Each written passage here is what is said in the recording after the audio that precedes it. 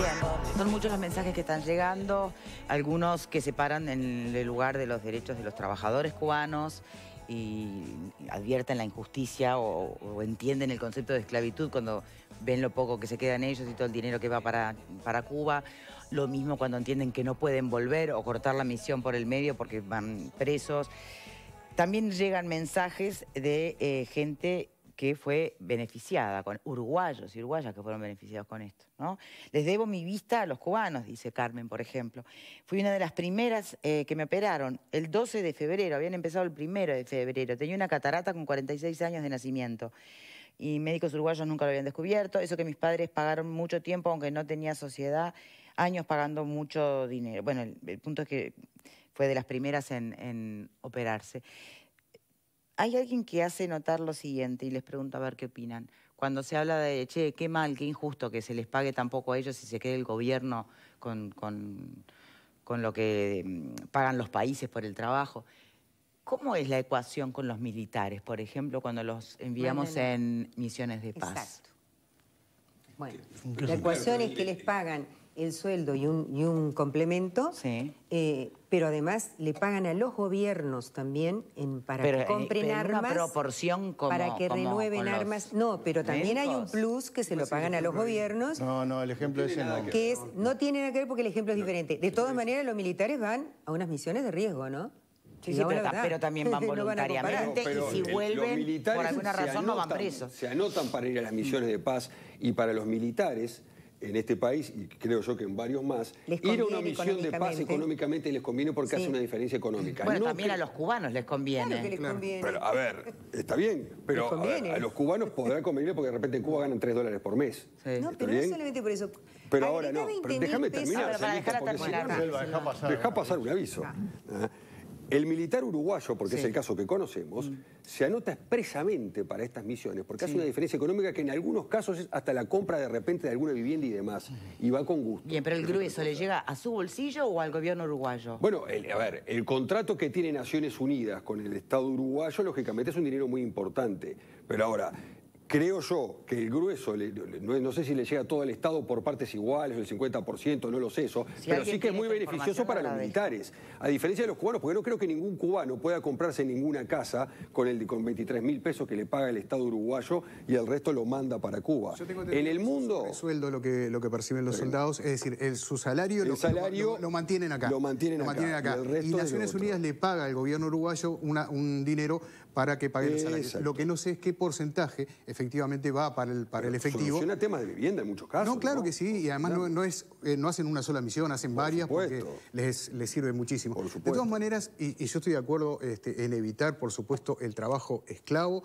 Estoy a favor de que los trabajadores puedan recibir el salario que merecen. Ahora, es cierto también que nosotros nos indignamos en forma selectiva, porque nos molesta esta situación, y es cierto, molesta, pero no nos molesta que mucha de la ropa que tenemos por ahí, que dice 100% de algodón, viene de trabajo esclavo de niños, ya no de adultos, de niños, que trabajan en fábricas algodoneras de Uzbekistán o en la India, un trabajo esclavo donde no perciben absolutamente ningún dinero, donde no se les da ni siquiera una botella de agua, están siendo sometidos en muchas textiles a un trabajo esclavo, y eso lo vemos todos los días. Claro, si vamos a hacer la diferencia, bueno, pero eso lo paga el Estado, esto lo pagamos nosotros, cuando yo me compro una camisa o un pantalón, para mí el ejemplo no es válido. O sea, me parece que nos deberíamos indignar también por eso.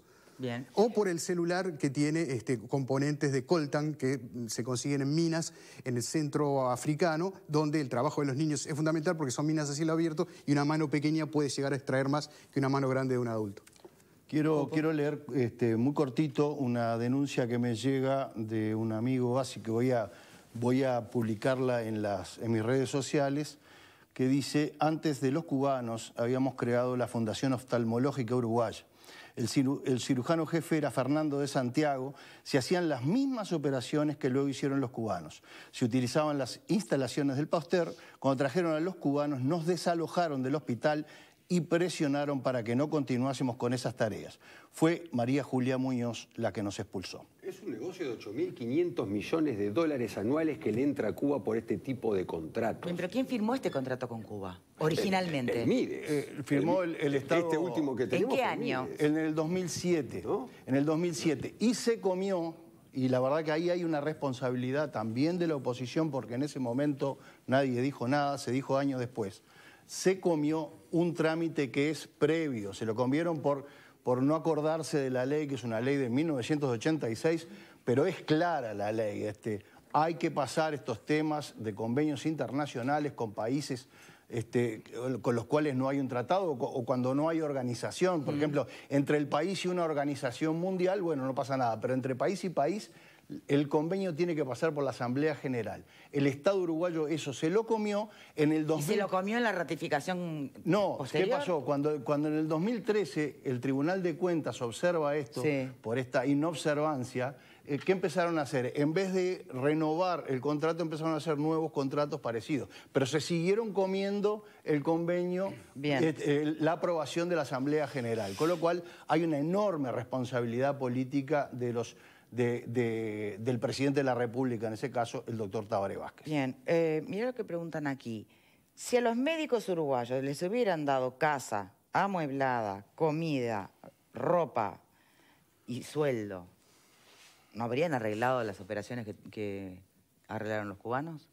Sí, quizás sí, es un supuesto, pero puede ser probable. Capaz que es probable o capaz que no. El problema acá no es ese. Se hubieran sentido esclavos también. No, el problema es el doble, el problema acá es el doble discurso de la izquierda. No, en este caso, cuando yo defiendo al trabajador y digo, están explotando a los trabajadores, los capitalistas que se quedan con el tanto por ciento de su salario y las ganancias, etcétera, etcétera, pero cuando tengo que firmar un acuerdo con un convenio que tiene ideología de izquierda y se va a quedar el gobierno, que en este caso es el patrón, ¿no?, de los cubanos, porque es el patrón, con el 80, el 85, el 73, no tiene ningún pleurito y lo firman. Entonces ahí tenemos el doble discurso. Defiendo los derechos de los trabajadores por un lado, pero cuando tengo que firmar con un gobierno que ideológicamente piensa similar a lo que yo pienso, lo firmo sin ningún problema y que los trabajadores tengan suerte. Ese es el doble discurso que hay. Después todo lo demás, si los cubanos son buenos, son malos, atendieron a los 100.000 uruguayos, le curaron determinadas afecciones a la vista y demás, lo aplaudo. Pero el doble discurso no se puede tener.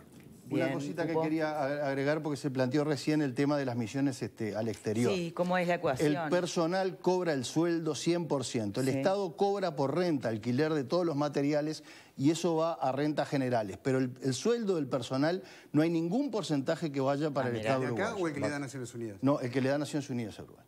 Porque el de acá sé que queda 100%. El de Naciones Unidas no tenía claro si había algún porcentaje. Bien, o sea que es incomparable también desde esa perspectiva. Sí, claro. Por supuesto. Bien, ¿algo más que agregar sobre este asunto, entonces? No, esperemos que se revise el tema y bueno, que lógicamente no se continúe con esto, ¿no? Porque el tema es que ¿qué es lo que va a hacer este gobierno ahora, no? Si vamos a revisar estos acuerdos que hay. Este gobierno lo que va a hacer es, si el médico es cubano, no lo va a dejar entrar. Porque es así. Porque es un problema ideológico el que está atrás. Es absolutamente un problema ideológico. Y todo eso que te mandó el compañero tuyo del Pasteur, yo te puedo asegurar, yo trabajé 2 años en el Pasteur, te puedo asegurar que no es una mentira lo que pasó. Los 100.000 operaciones se hicieron y se pudieron hacer gracias a que se instaló el Hospital de Ojos. Pero esa gente no hubiera podido ver, no hubiera podido resolver su problema, y acá me pongo del lado del paciente, si no hubiera existido esa mano, digamos, solidaria de gente con expertise que vino e hizo lo que tenía que hacer. Selva, los oftalmólogos, durante ese periodo, hubieran demostrado que iban a hacer eso. Y yo te puedo asegurar que hay profesionales uruguayos que van al exterior, no como convenio de un país con otro país, sino que van por la libre, como podría venir cualquier médico acá. Como ese que contaba Pepe que ayer le llegó la pizza a su casa un día que estaba lloviendo. Un médico cubano que está haciendo reparto de pizza, porque ese no vino en una misión, vino por su cuenta y no tiene trabajo y no le revalidan ni a él ni a la mujer que es médica y vende pizza. Y mi sobrina, que hizo un máster en España, en Barcelona, también es ingeniera química, aprobó su tesis con 12, hizo el máster en España y ¿sabes en qué está hace 2 años que todavía no le revalidaron el título? En una industria empacando alimento. Entonces, dejémonos de pensar. No, estoy haciendo un ejemplo de que cuando hay convenios intergubernamentales, hay situaciones que se ven subsanadas. Por ejemplo, la habitación, el alquiler, tu casa, tenés un trabajo, tenés un estipendio fijado que te podrá parecer poco mucho, tenés viáticos, tenés equipamiento de tu casa, es decir, cosas que las tenés resueltas. Todo que eso no es lo mismo que si vos vas por la libre. No es esclavitud, es otra cosa. Eso es esclavitud, lo que están haciendo. Yo les pido que busquen en el diccionario. Los han echado de varios países a los médicos justamente por esto, y el Uruguay no lo va a hacer. El Uruguay, por suerte, es un país que no va a caer en esas cosas. Lo echaron de Bolivia, 7.600 personas desvincularon de Brasil. Claro, me podrán decir que es Bolsonaro. Pero de Bolivia echaron a 700 médicos. ¿Pero ¿sabe por qué los echaron? Porque descubrieron que solo 205 eran médicos. Bueno, estaban pasando gato por liebre. También, mira, toda esa información, yo quisiera que tenga aviso real, que sea realmente resultado de una investigación. No me diga que... Es la denuncia en la ONU, por favor. ¿Sabes cuál es la diferencia entre el ejemplo del repartidor de Pepe que vos decías hoy? Está hablando... ¿Sabes cuál es la diferencia entre el repartidor que hoy decía Pepe y estos médicos cubanos? Que el repartidor vino en forma voluntaria y puede ingresar a la isla en forma voluntaria. Estos médicos cubanos que no vinieron en forma voluntaria... ¿Sí vienen en forma voluntaria? Sí, voluntaria. Sí. Bueno, está bien, voluntaria. Algunos incluso para irse. Voluntaria del régimen, que vienen en forma voluntaria, entre comillas, si deciden irse de la misión, porque cualquiera puede decir yo no trabajo más en este tema, no me interesa y demás, no pueden ingresar por 8 años a Cuba. Y no pueden ver a sus familiares. Hay más de 15.000 denuncias de padres en Cuba, en la isla, que no pueden ver a sus familiares, a sus esposos, a sus padres, porque decidieron desistir de este tipo de misiones. ¿Por qué está en la denuncia? ¿Vos leíste la denuncia? Sí. Yo la leí. Yo la leí. ¿De quién es la denuncia? Es de una organización en el exterior que está... directamente vinculada al tema de los prisioneros políticos en Cuba. Sí, pero... Es una organización que solo se dedica a eso. ¿Y Almagro? Formada. Y Almagro está acompañando todo esto. Almagro acepta la denuncia que pero Almagro era frente amplista como eras tú, Esto es como con Venezuela. Hasta Michelet... da cuenta de la violación de los derechos humanos. Bachelet, perdón. 2 más 2 es 4. Nombre y apellido. Pero efectivamente... Lo podemos dibujar, disfrazar, todo lo que vos quieras, pero si yo voy a trabajar y me pagan 100 pesos por día y en realidad me quedo con 15, me quedo con 20 y el resto se lo mandan al Estado, ¿verdad? Y si yo quiero dejar ese trabajo y no puedo volver a mi país porque no me deja entrar mi país que me mandó para acá, llamale como quieras. Como te guste.